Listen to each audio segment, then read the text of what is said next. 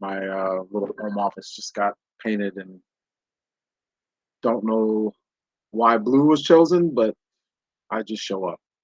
Um, Real quick, as I told the guys that were on earlier, we'll spend most of this particular session delving into the topic. I think it's pretty detailed. We'll kind of walk through what I want to do is I'm taking an actual acquisition that my partner made on his own with my help. I wasn't necessarily involved as an investor in this particular deal, but I think it's a good deal to kind of illustrate my thought process when I'm doing the analysis from the financial analysis, as opposed to the QOE. We talked about the QOE a couple of weeks ago and kind of some of the probably the areas that were probably the most important in the report to refer to. Your financial analysis is actually a deeper dive than the QOE generally. There's some QOE firms that will do kind of some of the analytics for you. Um, but for the most part, they're doing more of the what happened analytics as opposed to how and why. They don't really delve into the questions that the analytics should generate for you. And that's kind of what I want to start looking at with you. Just so when you guys are looking at a P&L or balance sheet, um, and again, very rarely will you see it in a small business, but a cash flow statement.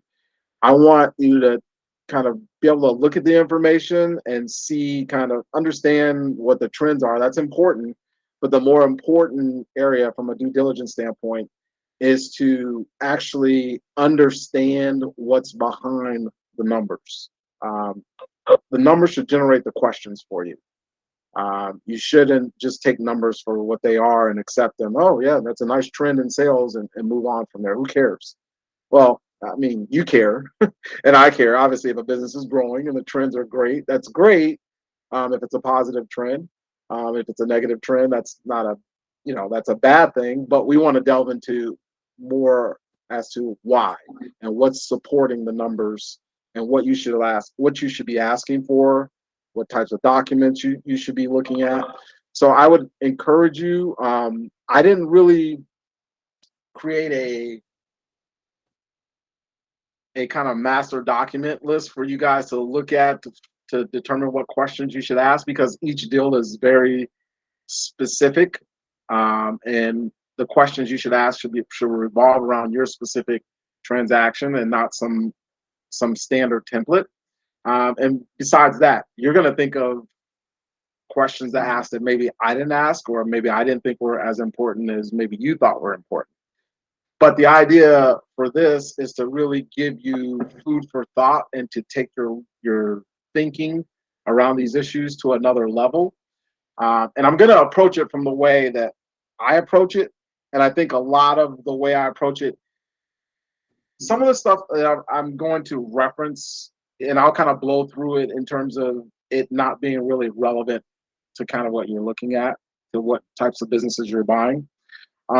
Some of it I might explain why I was thinking the way I was thinking and why I calculated what I calculated, and the reasoning behind it, but it still may not be applicable. And some of it is going to be very applicable, but you may want to adapt it in a different way than the way I adapted it and looked at it.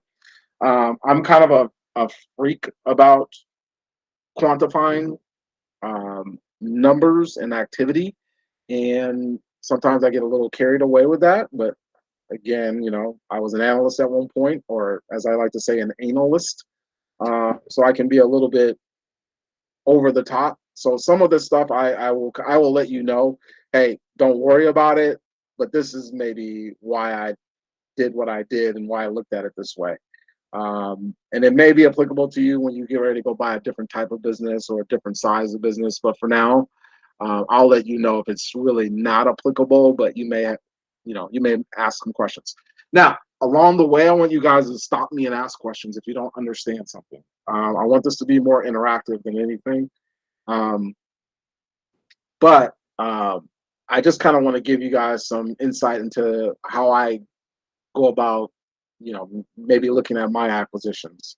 And again, this particular business, this is a partner of mine in another business. He bought this business on his own, and this was probably he bought this business. I think he closed on this business maybe like at least a month and a half ago, so it was fairly recent. I asked him if I could use this. He said okay, but obviously I'm not going to reveal the name of the business. And then for some of the numbers, I kind of recast them so that they made sense. So some of the numbers that we got were, if you saw the numbers, it probably wouldn't make sense. It would generate questions that I don't think are really relevant to our discussion. So, I changed some of the numbers, not all of them, but I changed some of them around. I summarized a lot, and actually, as part of my process, when I'm looking at an acquisition, part of what I will do is take a lot of the general ledger information that a particular business owner might present, or their financials, and I will condense them for the purposes of from an analytical purpose to begin with, to start with. Eventually I'll expand those numbers if I want to get into some detail, but when I'm first analyzing a business, there's a lot of information that's extraneous information that you could summarize in one line item and make your life and your analysis a lot easier, rather than trying to analyze every single line item on a P&L. Some of the stuff could just be lumped in under office supplies, or lumped in as employee costs, as opposed to looking at, well, here are my wages, here are my payroll taxes, here are the benefits line item. You don't want to spend time over analyzing every single item. So sometimes I'll just lump all that stuff into employee costs. Okay. The more you do this, the more you'll get used to doing it. I have the benefit of having an accounting background as well, so I can kind of understand what goes with what, and I can quickly summarize information.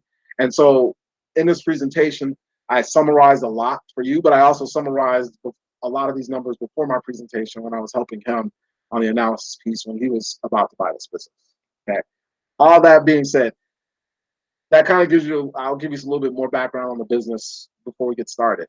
Before we jump into the topic, though, is there anything specifically related to a deal that's happening right now that you guys have a question about, or need something for me to answer before I jump in? Jeff, yes. Hey, Rich, when you went through the deal you're about to present, will it be clear to us to identify what was summarized and what was condensed, opposed to? Yeah, I'll actually point it out. Okay, cool. Yeah, as we go along, I'll point out kind of the information I just rolled into one line item. And because some of it, when you look at it, you're like, well, wait a minute, why? This just doesn't make sense. Like for comment, like in my equity section, and there's a line item that I kind of rolled all into equity, and one line item that usually would be broken out when you're looking at a balance sheet. But for purposes of what we're doing, you didn't need to see all of the detail below that. But I will point out as we go along kind of what I rolled into a one line item and what I kind of separated out. All right. Any other questions before we get started? Nope. Good. All right. So I'm going to share a couple of different screens. So I'll pop back and forth. I'll go to kind of our deck that we worked on to start with, just to kind of give you guys a little bit of background on the company so you understand what the company does, because I think it's important for you to understand that in relation to the information we're going to look at. Obviously, you want to be able to put that into context. So let me share my screen here to start with.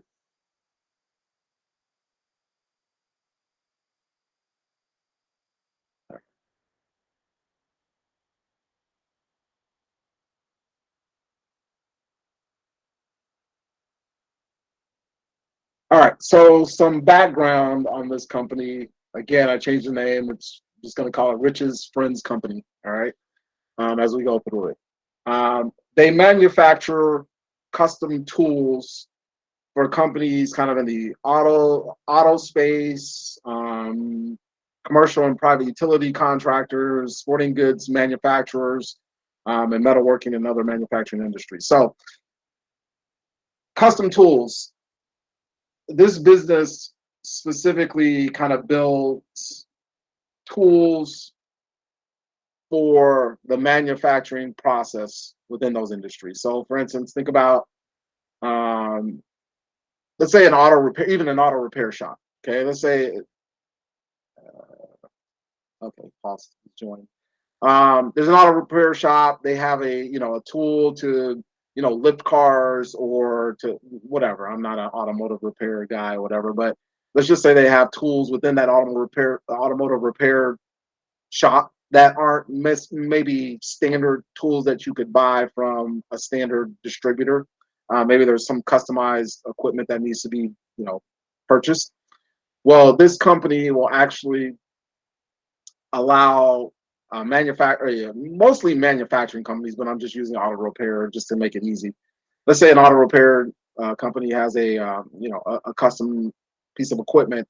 Well, they can log into this particular company's CAD site, computer aided design part of their site, and then work with one of their engineers to actually design a company specific tool that they need built, and this company would then actually build the tool. Okay, there's a lot of that. They build some standard equipment as well. They build some standard equipment as well. Like drills, like commercial utility companies when they want to bore holes into the ground or whatever, they'll build customized tools for that process. Obviously, they'll build tools for other manufacturing companies that need manufacturing equipment. Now, all that being said, this company is not, when he bought it, well, it just, I think they started operations in 2017. So he bought a fairly young company. They're not huge, they're small, probably in the neighborhood of some of the businesses that you guys will be looking at. But they are growing fairly quickly. They're more regional, what I would call more of a local regional player at this point. They're based in Louisiana. They primarily operate in the Southeast market. Mostly, I would say Louisiana, probably they have some customers in Georgia, a few customers in East Texas. So they're not a huge company just yet. But his idea was to basically buy the company, expand the customer base in those local and regional markets, and eventually, across a national market. So that's his whole aim with buying this business. Okay. So that being said, they do have different lines of products and services that they offer, and you'll see those kind of delineated through the P&L statement. And we'll kind of walk through that process. Now, again, what we want to try to do is take the information that the company gives us and develop our questions and develop our document requests based on that information that's being delivered to us. Okay, because we want to take a look for ourselves. We want to really gain an understanding of the business. The whole goal is to understand the business model in its entirety. You want to understand how the business makes money, how they obtain their customers. Okay, and whether that's sustainable going forward.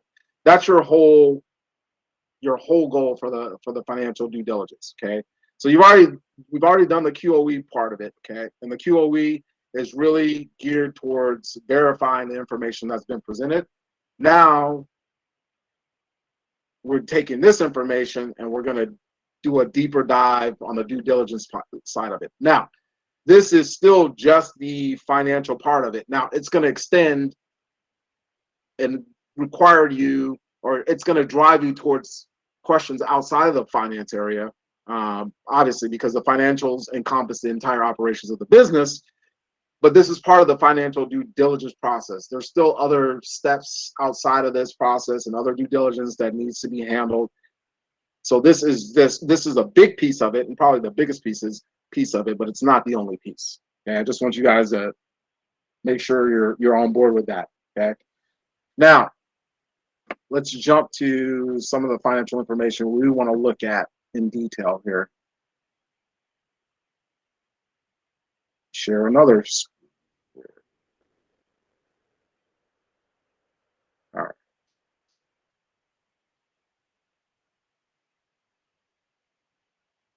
Let me know. All right. Are these numbers big enough for you guys to see them? A little small. It looks small. Maybe. Yes. A little big. Are they big enough or no? I mean,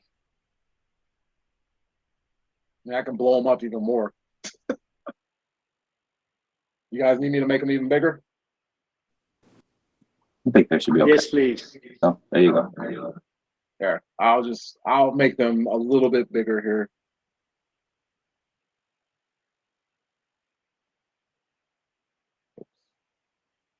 All right. My brain's not working today. Let's blow these up to, for all of you that are blind, we'll blow them up to 18. There you go.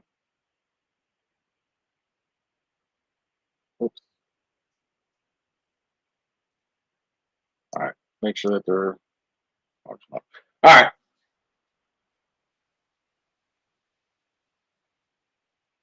So typically when I start my process, I'll usually start with the P&L. Obviously, that's probably the most important from a performance standpoint, or that we want to look at. And these numbers that I've taken, I've taken the numbers from a model that I created. I don't want to show you the model because the model is could be. I didn't want to confuse you guys. It's a little overcomplicated for what we're doing. So I basically took the model's numbers and basically pasted them into separate tabs so you guys can kind of see exactly the numbers that we need to look at and kind of go through. All right. So this particular business, all right, as you can see, when it has like 7 or 8 different revenue line items, all right? So that's the important thing we want to start with. Always start with, when you're looking at a business, go straight to the P&L, okay? And you want to understand exactly how their revenues are broken out, what products and services they're offering in the marketplace, okay? We can see clearly from this business, if we look at it from an overall perspective, over the last 4 or 5 years, the business has grown substantially, which is what prompted my friend to really want to take this business, buy it, and grow it to the next level. The current owner, by the way, the previous owner had done a great job organizing the business. Again, with a lot of these small businesses, you're not going to get detailed information like this. It just so happened that this particular business owner was a CPA. So when he started the business, he wanted to have clean accounting to begin with. Now, some of it I kind of rearranged because some of it didn't make sense to me, but I'm sure he had his reasons. But the company is well organized in terms of its documentation, in terms of its accounting processes or what have you. So we were able, right from the get-go, to feel comfortable with the numbers. Also, his numbers are audited. You're not going to obviously get that with a lot of these small businesses. And the reason his numbers are audited is because he started off from the very beginning with a bank line of credit, and the bank just insisted that his numbers get audited every year, his particular bank. So as you can see from this particular, from the top line revenue, we can see the business has grown for what, $355,000 in sales from its first year to about $900,000 as of 2021. Okay, so tremendous growth, and within that you have the different products and services that the business offers, and there's been growth in pretty much every category. Some are growing a little bit more than others, and mostly, obviously, if you look at prototype services, that's not going to be a huge number because that's where they're building prototypes, particular products for their customers. But there's a cost to that, and they're actually selling those. They're charging their customers for that, obviously. So that's why it's small relative to the other numbers. Now, all that being said, first thing I would do, okay, great, the trends look great, okay? You can note that in the back of your head. First thing I would want to understand is for every single line item of the revenue, and again, you guys might want to take notes on this kind of stuff, is I want to know, number one, give me a product listing or service listing or some sort of service brochure for every single line item here. So for all their auto body products, can you provide documentation on what those products are, whether it's a catalog, whether it's a brochure, or what have you. You want to understand exactly what those products are, okay? For the, for any services, for their auto body clients or what have you, whatever they're selling to their auto body clients as services, you want to understand the services around that. Have the seller explain what service line items go into that. Your commercial drilling products. What kind of commercial drilling products are you selling? Okay. Now, obviously, if you're doing a different type of business, it's going to be completely different. So if you're looking at a home service business, obviously plumbing businesses, HVAC businesses, roofing businesses, they're all going to have their own different revenue line items. Okay. But the idea is to understand what makes up each of those line items and understand the products and services that are being offered thoroughly. Okay. You want to have a good understanding of what's running through those line items. Okay. Understanding the pricing models around that. Okay, so that's because ultimately what you're going to do down the road, and we're going to talk about after you review financials and you do the analytics, we're going to talk about the next step from there, maybe next week, kind of building out your forecast. And you're going to need to understand all this information thoroughly to actually build an accurate forecast. So understanding each of the line items, understanding kind of what the economics around each of those line items, the unit economics is around each of those line items, meaning, if I'm selling auto body products, what's the average product sell for? And then below that, you can see the cost of goods sold that are broken out by product or line items. What's the average cost of that to deliver that product and service? So what's my gross profit margin per product? How many units are they selling or sold? Is that sustainable along the way? Okay. So you want to make sure you get a good grounding and understanding each of those line items from the revenue side. All right. It's great to know the trend, but you want to understand why. Okay. Same goes for the cost of goods sold here. Okay. So we'll jump down here. Understanding kind of who the suppliers are. And let me jump back up here for a second. Because one of the items that you guys definitely want to understand, especially if you're in a B2B environment, okay, for you guys that are buying home services businesses where it's mostly consumer driven, a little bit different. You don't necessarily care about this information because it's going to be spread out all over the place, but it may not be. But I think in 99% of cases it will be. But for each of these line items, you want to get a listing of the revenue by customer for each of those line items, and they should tie out to what that line item is. And you want it every single year. So for me, or for us, we got 5 years of data. You may only get 3 years of data. Okay. You may only get 2 years of data. Who knows? Okay. But one of the things that we requested from our seller was give us the revenue by customer for each category for each year that we were able to garner this information. Okay. What you're looking for is you're trying to look for any customer concentration issues and see whether there's a significant amount of customers making up the majority of each of those line items. So for auto body products, we had a customer listing per year that tied out to the 66,000, the 90,000, the 122,000, and so forth. Okay. You want to know exactly kind of what that number stacks up to. And most of these accounting systems have that information at hand. Most of these owners should be able to provide that to you unless they're doing their accounting by hand. Okay. That's very important. Now, if you do have a customer concentration issue, that doesn't automatically disqualify the business. Okay. So for instance, if I was buying a telecom service provider, they were building telecom, they were providing telecom equipment, and 90% of the equipment was going to AT&T versus some other carrier. Well, there's only 3 or 4 major carriers anyway, right? But I wouldn't necessarily disqualify that business just because 90% of the revenue is being driven by AT&T, because even within AT&T, there's hundreds of divisions within AT&T that they could be supplying. And AT&T is probably a very stable customer. There's probably a long-term contract.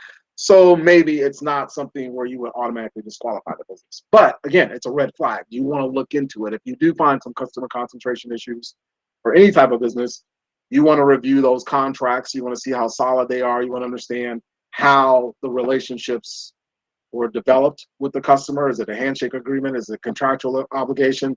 Is it the best friend of the owner, or was it uh, uh, basically a I can't even think of the word.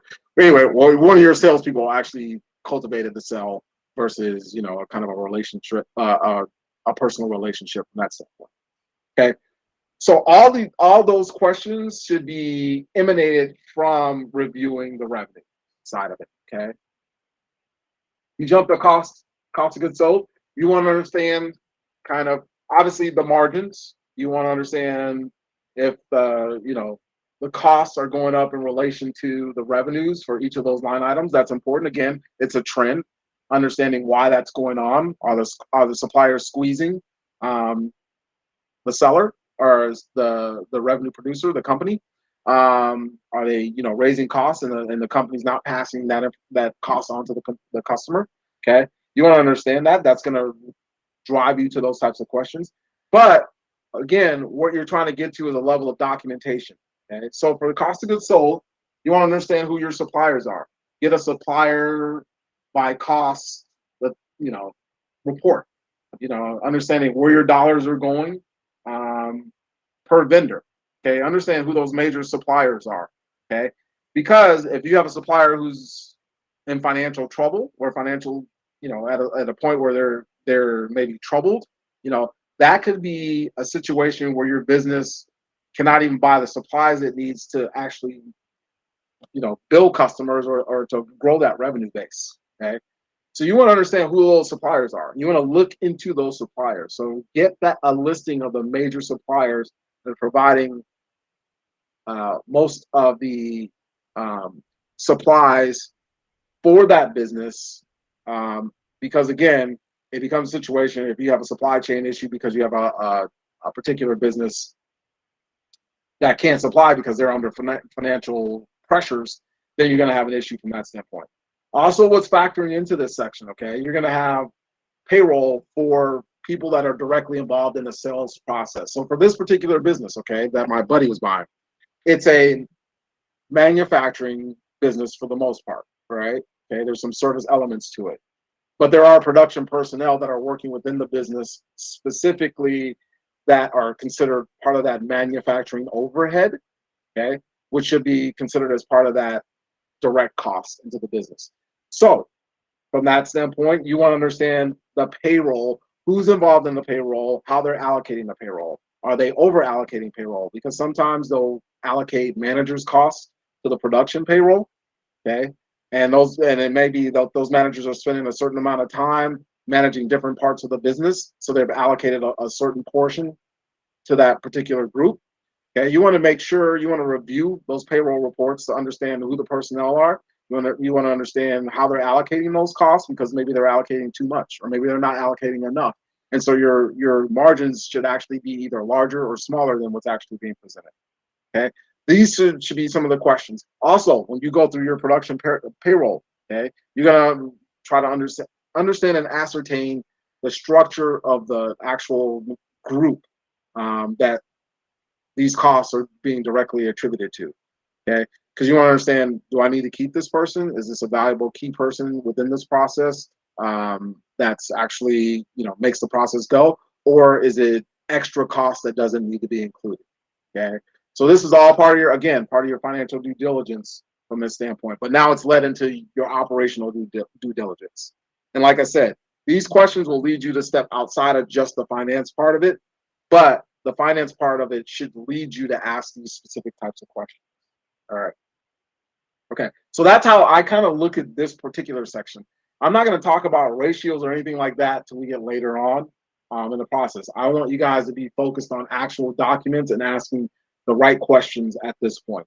The ratios and all that stuff is more for you to create these relationships to see where maybe you can either cut costs, or maybe as you build out your forecast, what costs are going to increase, what costs are going to stay flat, kind of what your fixed and variable cost ratios look like, that sort of thing. But for now, we're trying to get to questions about the business and getting answers to those questions. All right.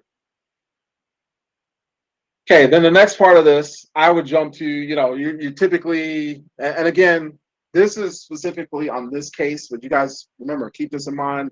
The business that you're looking at, the home service business or any other type of business, may be a little bit different. But the way he had his P&L structured, his next line items were around the selling expenses of the business. Okay, so when I look at this, I want you guys to, the sales and marketing payroll, what's the first question you guys would ask about that line item? And I want your participation on this. This is a yearly payroll. What would be your first question? When I first looked at this, something jumped out at me immediately, which didn't make sense.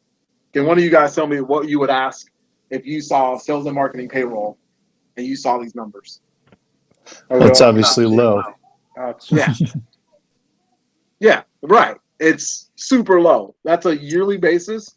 So the first question that I actually got the general ledger breakout for this, and it didn't make sense to me. Okay, so one of the questions I asked the seller was, how could you have such a low sales and marketing payroll number on an annual basis? Jason, go ahead.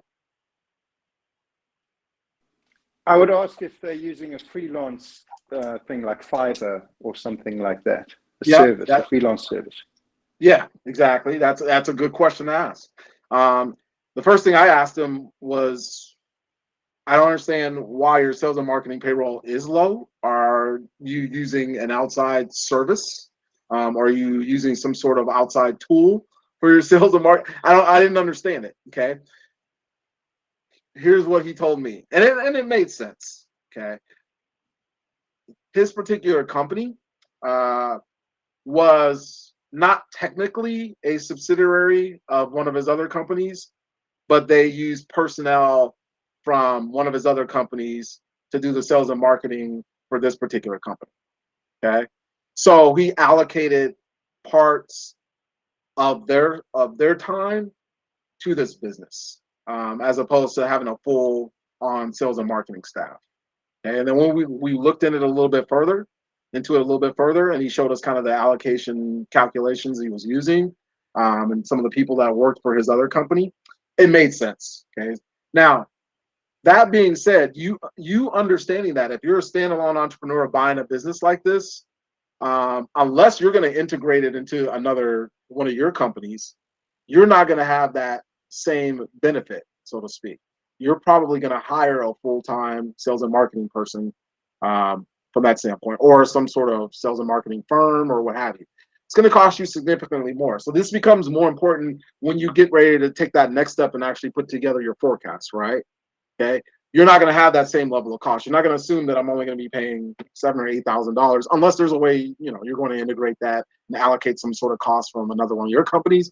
For the most part, you're probably buying a standalone business. So plan on increasing that cost basis significantly when you prepare your forecast, because when your lender sees it, they're going to question if that number is really low. They're going to question the assumption behind that number. Okay, so you got to be able to explain that. Okay, advertising promotion. You want to understand kind of where they're spending their dollars on advertising promotion, because part of some of these businesses you want to understand is their cost to acquire a customer. Okay, their customer acquisition costs. Daniel. Yeah, what you said about allocation of cost in the future, because you may need to hire someone, you need to adjust also the history to account for that part of the cost that was not completely represented. Seems to be like a subsidy. It's similar to when the owner owns the seller owns the building and does not charge rent themselves. Yeah, you need to assume an expense that hasn't been paid, but service has been received. Yeah. So you need to adjust the historical. Yeah, and that's where you get down to when you start looking at your add backs and that sort of thing. That's where you're going to start making all those adjustments down the line. So you'd make note of that, and obviously understanding that there's a normal expense that a more normalized expense you're going to have to make at some point down the road that's not being reflected here because of the way the structure of this company and kind of how they allocated the costs. So Daniel's absolutely correct from that standpoint. Your advertising and promotion costs, you want to understand kind of what they're spending their money on. This kind of leads to questions about their sales and marketing process. Are they using digital marketing for their business? This is a business to business, a B2B business. So most likely they're probably not using too much digital marketing in terms of the typical consumer digital marketing that you would see out there, because it's not applicable. Most of their buyers aren't, they're not doing, they're not looking at Yelp. They're probably not doing Google searches for the most part. They probably know the top vendors in their space. They probably read trade magazines. They're getting calls from salespeople on a daily basis. So it's probably, there's it's not an apples to apples comparison, but for home services, you definitely want to understand if they're using digital marketing effectively, what their reviews look like on Yelp and Google and that sort of thing. This type of business, it wasn't important to us. We didn't care. We wanted to understand kind of the channels, what they were using to actually sell it or advertising their business. This company was using trade magazines. They went to trade shows. Obviously they did direct sales. They had direct calling. Their salespeople would pick up the phone and call. They didn't necessarily. They had some like online catalogs that they were driving customers to, but a lot of it was through professional social media, like through LinkedIn, through specific industry networks, social networks, and that sort of thing. But we dug in deeply to understand kind of where those dollars were going and what it typically cost them to acquire a particular customer on a yearly basis, to understand what we would have to spend to grow the business X amount moving forward. Okay, so that's going to factor into your forecast again. Okay, if you understand customer acquisition costs, when you build out your forecast, you can tie that to kind of what you assume is your revenue growth, and look at that. You look at your customer acquisition costs to make sure that that's a reasonable number.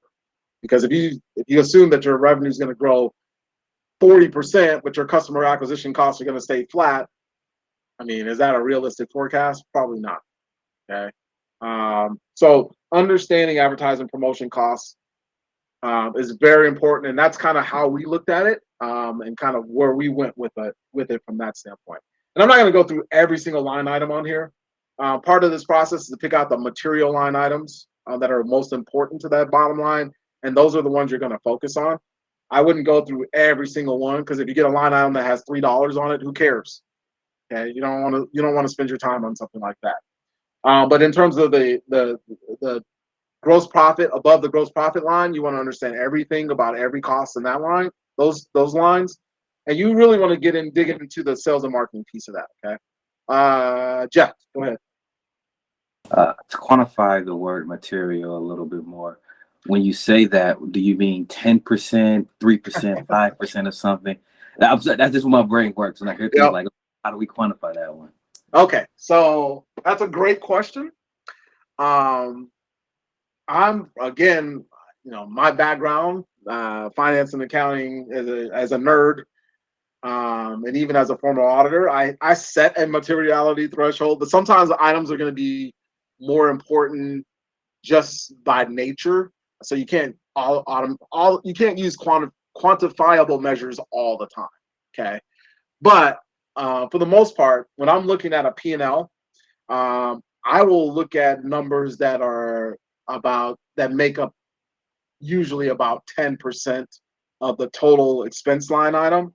And I'll also look at, obviously, I'm looking at all revenue and cost of sale numbers. So that's neither here nor there. But for the expenses, I usually set my threshold at about 10%. Now, there's some line items in there, there's some line items in there that I'm going to look at regardless. Okay. Like, typically if there's a rent line item, that's actually going to usually be probably more than 10%. So that's kind of going to fall into that category. But even if it doesn't, I'm going to want to review the lease. Okay. If there's a situation where there's some bonus payments paid out and it's not 10% of the expenses, but I recognize that there are bonuses that are paid out, I'm going to want to know what are those bonuses paid out for and who they're paid to. Okay. So there's some that have a nature around them that I want to look into anyway. But typically I'll set that number at about 10% of the total expense line item. And that's what I'll typically focus on. But that's not inclusive of cost of goods sold numbers, revenue numbers, and broken out selling expenses, because I'm really specifically trying to get to some specific information from a forecasting basis to really understand the business. So does that answer your question, Jeff? Yep, it does. It helps. Thanks. Okay. All right. So obviously, if you kind of go through these expense numbers, depreciation, who cares? We're adding that back usually. Payroll, obviously, I would ask for payroll information for each of the years presented. Again, I want to understand whether the organizational chart that's been shown to me or presented to me, usually you're going to get one of those, is representative of what they're actually paying out through the payroll system, and they've included everyone in that system. I want to understand who's getting paid what level of position they are within the company, what they do. Okay, so your payroll information should drive your questions about the organizational structure of the business. Okay, because you want to understand who the key employees are. You want to understand who the not so key employees are and how they're getting paid. And again, down the road, as you're forecasting that, you're building out your forecast, you're going to know what employees you plan to keep and which ones you don't, and how they factor into those costs long range. And where, some of these key employees you may incentivize to actually, stay on as part of the business, and understanding kind of what their salary structure looks like now, so that you can present something down the road that, entices them to stay, is very important. So your payroll information is, try to get, payroll registers. Obviously, you want to try to get as much, when you're doing your due diligence, you want to understand that, certain employees, if there's HR issues or whatever, that's obviously going to be very highly confidential and sensitive information. But you're going to have part of your due diligence process to actually go through that, maybe even to hire an HR professional to actually go through that with you if you don't want to go through it. Looking for issues where, whether it be, issues where there's been harassment, whether there's been issues around, discrimination or anything like that, anything that pops up on the radar screen. Now, your attorneys, to a certain extent, you can engage them to review some of that, especially a labor attorney. But obviously, if you can do a lot of this on your own and or have a lesser cost professional to help you on that, that would be very helpful. Okay, so out of the rest of these expense line items, the other one that I'm looking at that seems to be very material is equipment leases. Obviously, that number looks flat every single year, so that tells me that this company, and it was confirmed, they have a contract for to rent out certain equipment within their process, their manufacturing process. And they've been paying the same amount every year for the last 5 years or what have you. But if you see any equipment leases, you want to definitely dig in, understand what the content of those equipment leases, and this is where you can bring your attorney in to review these if you want. Understand those contracts, understand if what the outs of those contracts are, because you may have a equipment supplier where you can get a better deal, but you actually have to understand exactly what it's going to cost you to get out of those leases, how long they are, whether they're favorable. Maybe you want to stay in them, who knows, but you need to understand the context around those equipment leases. Okay. That would be, from this particular illustration, that would be it for what I'm looking for from a P&L basis. Okay. Pretty straightforward. Obviously, as you get through and you look at your particular business, there are going to be other line items that stick out. Home services, especially, you're going to definitely want to understand the labor costs. You're going to want to definitely understand, maintenance costs are huge in the home services space, like the maintenance on vans, the maintenance on equipment. You're going to have tooling costs, all that sort of thing. Going to be very specific to home services. Okay, this particular business, little bit different, not a home service business. So there's other aspects of the business that you're going to look at. And you guys, as you look at more and more businesses, you're going to get comfortable with this, the line items you do want to focus on. Okay. It looks like this is, I told you guys, this is going to be pretty in-depth. So we're probably going to continue this next week, but we're going to continue working on it now. But I really want to kind of get through all of this with you guys. So it may take 2 or 3 weeks to get through, because I want you guys to get comfortable doing your own analytics around this, around these types of businesses. Okay. Daniel. Yeah, this, if you guys want to see as percentage of revenue, generally speaking, but this doesn't apply depending whether you go, like Rich said, business to consumer, business to business. But sometimes you can easily expect 6 or 7% of revenue on sales and marketing expenses. Okay, that's for kind of mid-size, type company. For a small business, and like I said, for business to consumer, maybe different. But this percentage is different from what Rich was saying, because he was referring as a percentage of the total cost for expenses. I am referring as a percentage of revenue, just to give you an idea how critical it is. This is kind of what Daniel's talking about, guys. Yeah. And we'll kind of jump into this in a little bit. Oh, yeah, perfect. This is what Daniel's talking about as far as looking at your expenses and your revenues as a percentage of the overall cost of revenues, and expenses as the overall cost of expenses. So you can understand the trends and understand kind of where the differences are, if there's any material differences, to ask those questions. Well, what happened in this particular year? Why were revenues so high versus your normal revenue base, or why were expenses so high versus what you normally would see? And that leads to those types of questions as well. So Daniel's absolutely right. That's it. And also look for inconsistencies. When you see one year that is really low or really high, you want to ask and understand what happened. Yep, exactly. All right. So my next step after going through the P&L would be then to look at the balance sheet.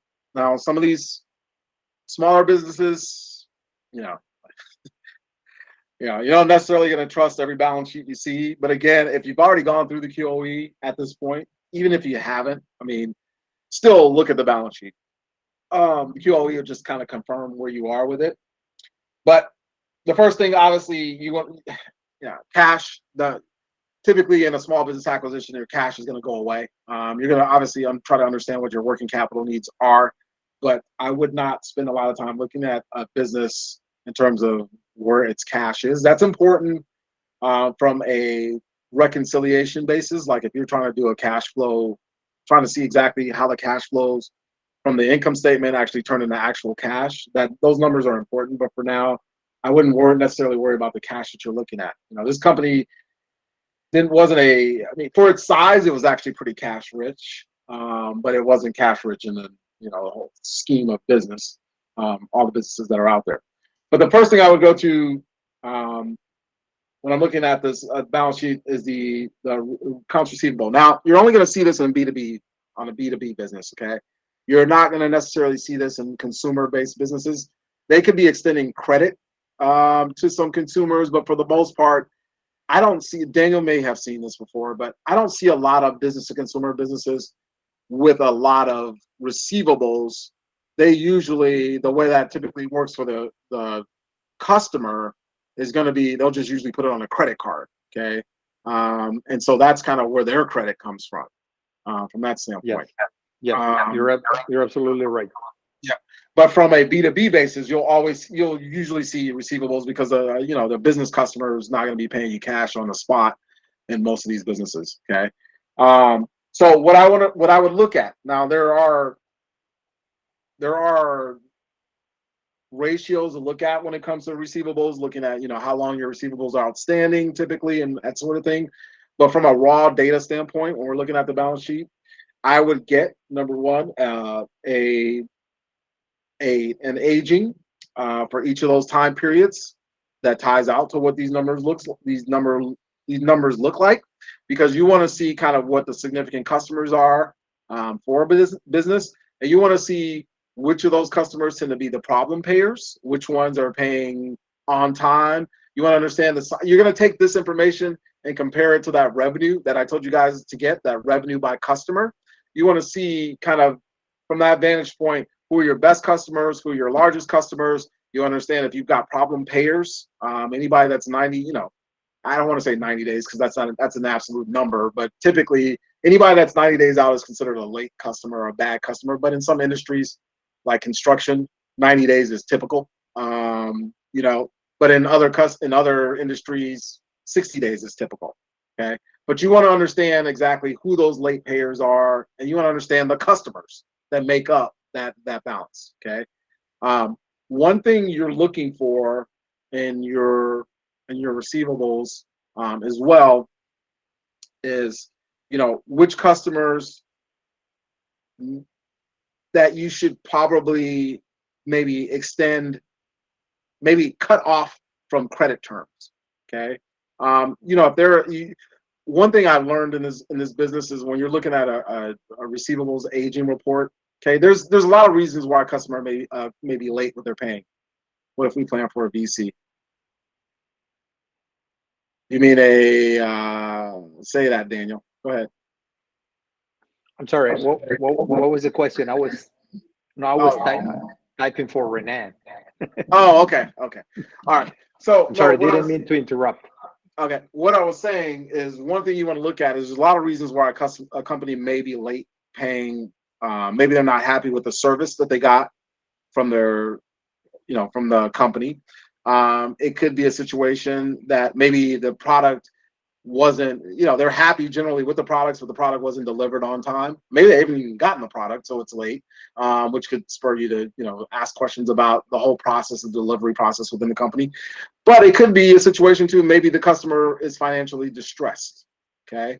And if that customer is making up a significant portion of your revenue, okay, you've got to understand that from not just a forecasting standpoint, but just from a business standpoint. Am I going to lose a significant chunk of my business because I have a customer who is now financially distressed, but yet they made up a significant portion of my revenue that I'm looking at?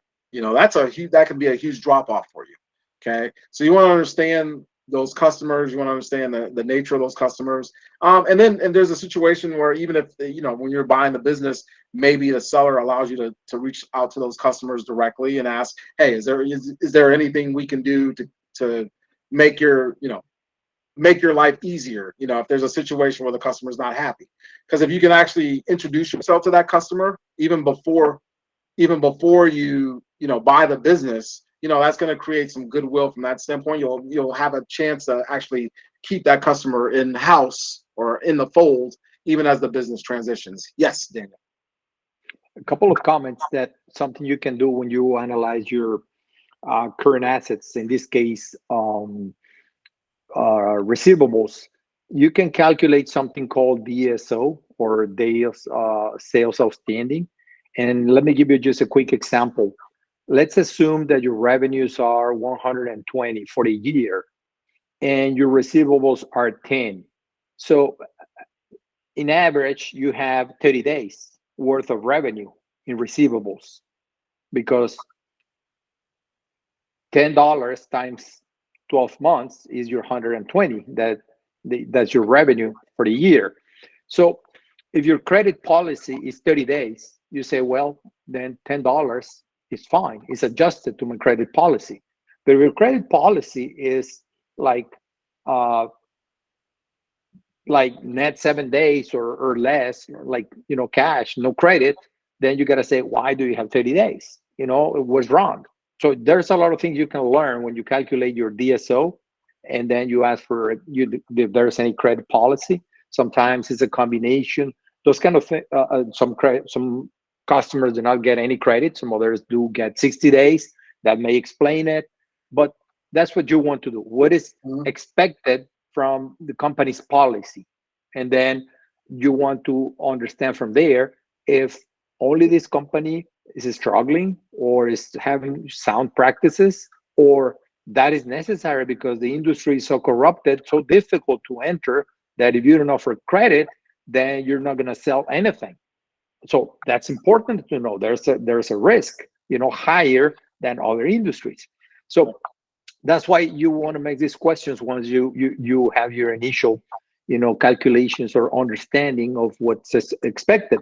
The other part you can always ask is, so if there's a proficient financial person there or accountant, sometimes they build an accrual for receivables they know they're not going to be able to collect.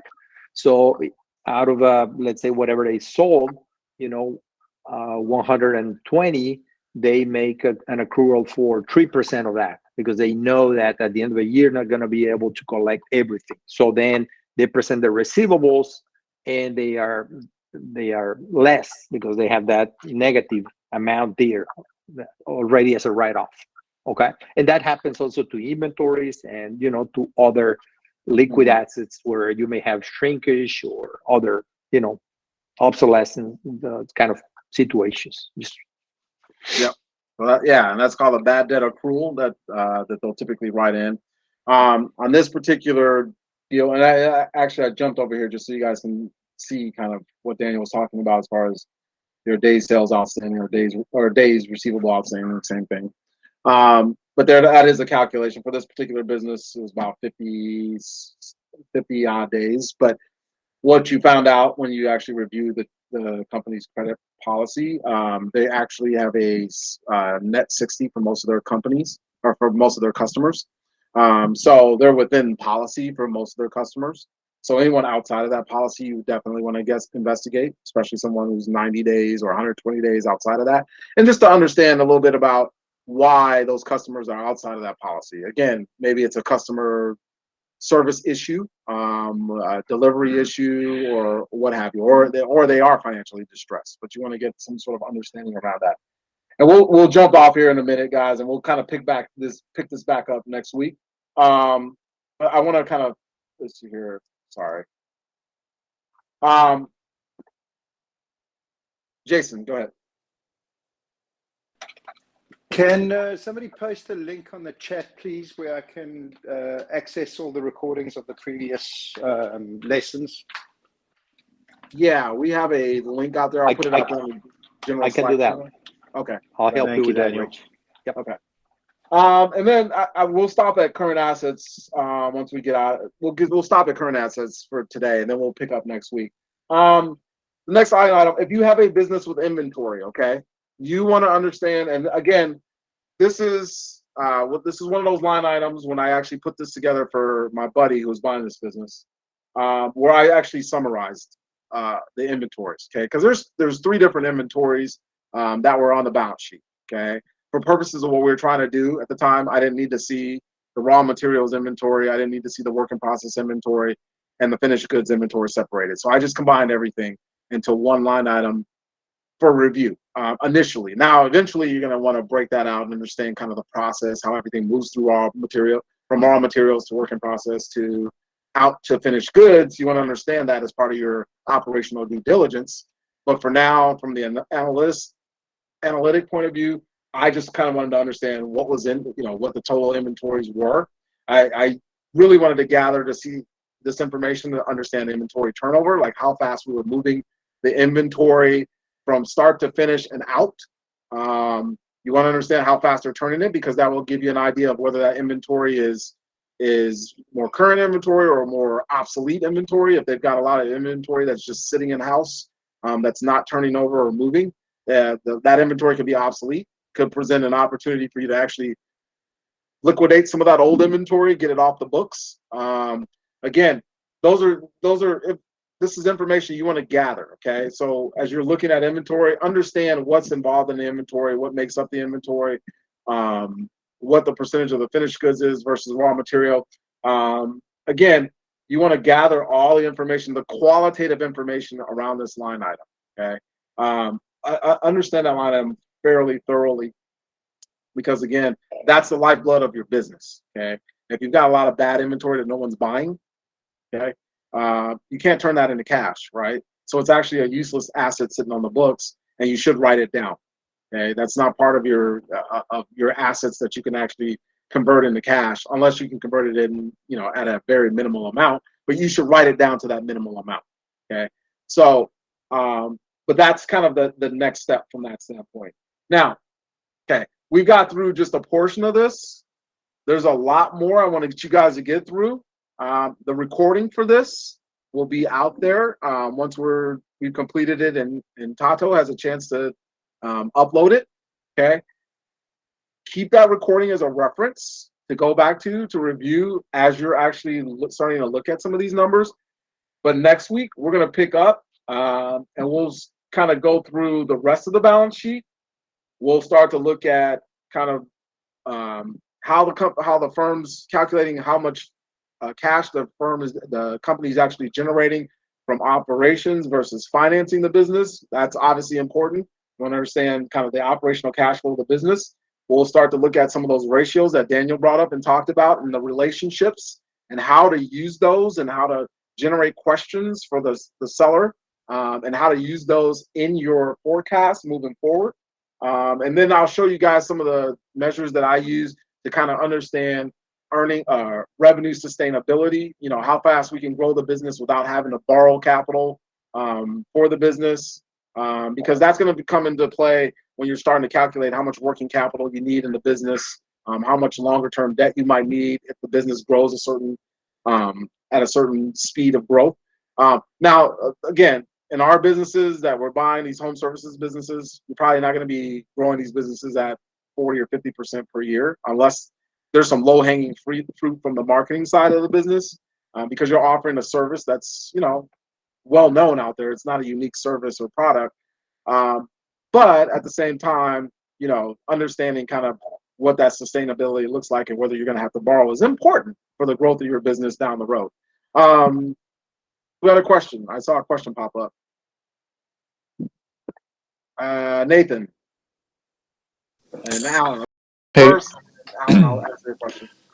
Rich, I'm wondering, and you guys have done an amazing job supplying a lot of templates, and we've taken and used those and modified those. But one business that we're looking at right now quite deeply involves 3 different locations and 3 different P&Ls that are formatted differently, and we're sort of like reaching our capacity in terms of becoming analysts, and wondered if there's like something between our version of things and a full-blown Q of E and financial modeling, and like if there's and also I don't think our typical CPAs that we work with would sort of know what to do if we said, hey, can we model this out or model that out? So I'm just wondering if there's people or resources you might recommend for us to be able to go to say, like, hey, how do we model this? How do we model that?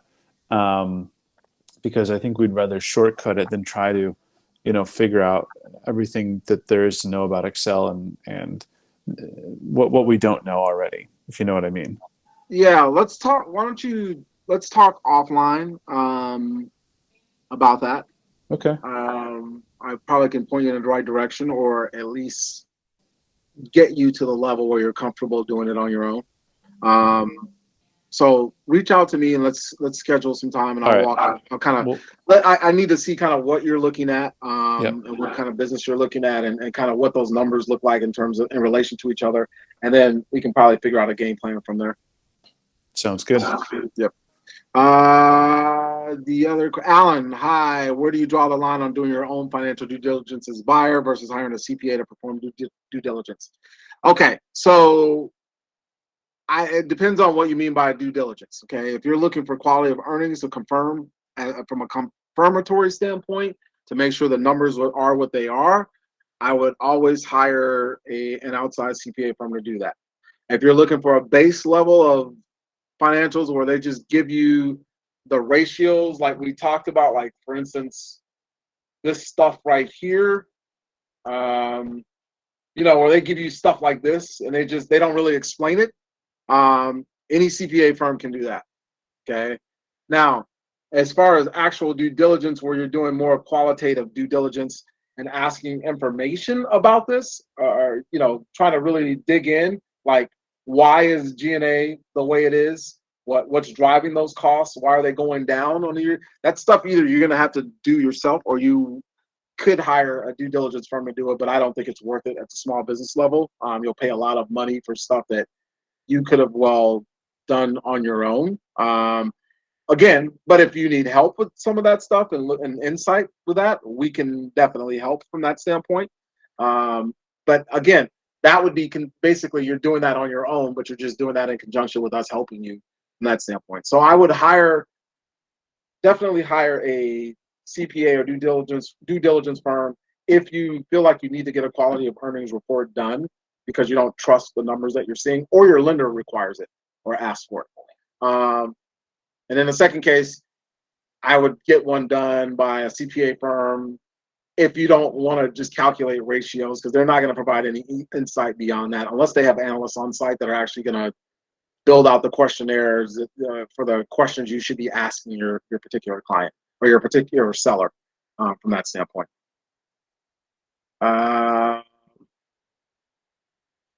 What else? Any other questions? I already answered your question, right?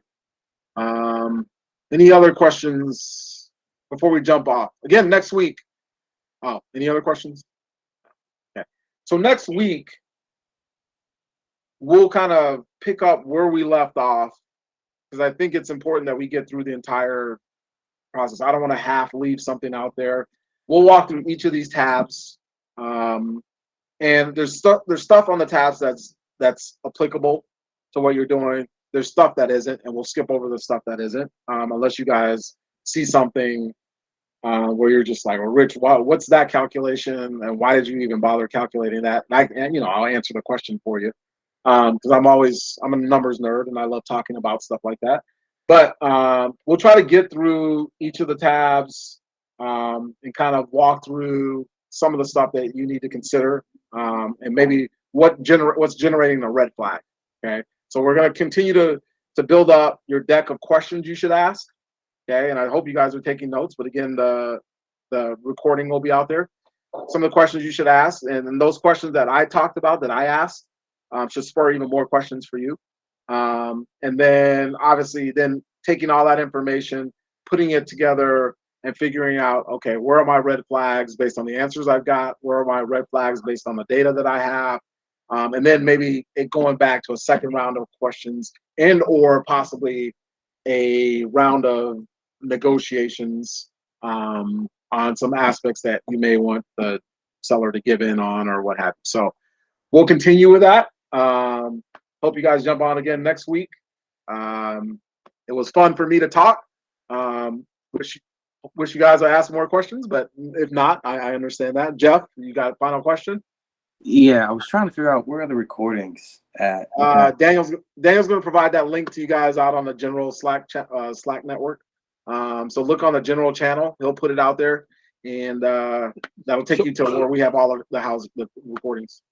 So to be more accurate on that comment, each one of you have access from your own acceleration program materials. Let me quickly share here my screen. Let me stop sharing mine real quick. If Rich will allow me. So, for example, in this case, we're looking at. Are you guys seeing my screen? Yes. Okay. Look for these weekly calls. So this is the case of or the materials for Nate and Paul. Here in these weekly calls, you have. If you don't receive the email every week, you can schedule from here. But also you have access to the archive here, okay? So here you can see all of the, previous calls, and the YouTube link is there, and keywords. So there's plenty, okay? Perfect. Thank you, Daniel. Perhaps. Wait, sorry, Daniel. Where is that? What website or feature? So in your own code materials. Okay. Mm-hmm. I'm not sure I've gotten. Does Eric have? Eric, you're new, right? Yeah, new guy. Yeah. So Eric doesn't. I don't think Eric has. Maybe Jeff has does not have Coda. Maybe Thinkific. Yeah. No, I think I have Coda. I don't think Eric. Let's see, Jeff Johnson. Let's see, right there. Yeah, and I think that was Eric asking the question, Daniel. Okay, I'm sorry. Yep. So it should be the same for each one of you. But since this is the general, archive that is attached to each one of you, I'll post here in the chat the link.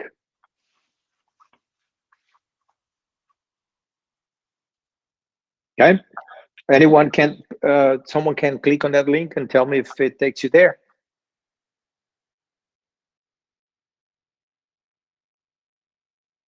Yep.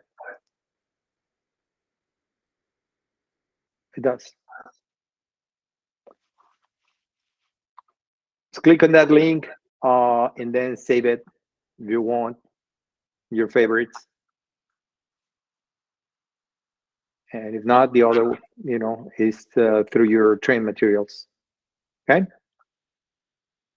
Hey, Yep, hey Daniel, works this is Eric. I'm not quite sure I have access to that just yet, so I could probably be separately offline, but if you might just double check or point me in the right direction to where to access it, that would be appreciated. Yep. You should be receiving your onboarding materials from Jairus. Let me, I'll give him a reminder. And I've gotten some stuff. I have access to the courses and to Slack and things like that. I haven't seen anything on Coda yet. So, okay. So the courses maybe is Thinkific, not Coda. Is it yeah, available?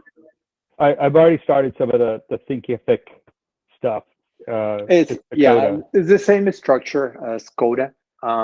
We just are using now a different platform. So you should have access from Thinkific. I see. Okay. I'll look for it. If you don't, and if you don't, if you can't find it, Eric, let me know. Yes. And please. I'll give you access to it. I'll at least give you the link so you can go directly there. So Rich, yeah, so we'll give Queen a slap. Yep. Yeah, exactly. All right, guys. So was that any other final questions before we hop off and jump on next week to continue our discussion around analytics? Nope. Great. All right. Thank you guys for jumping on. And I will see you guys next week. Thanks, Daniel. Sure.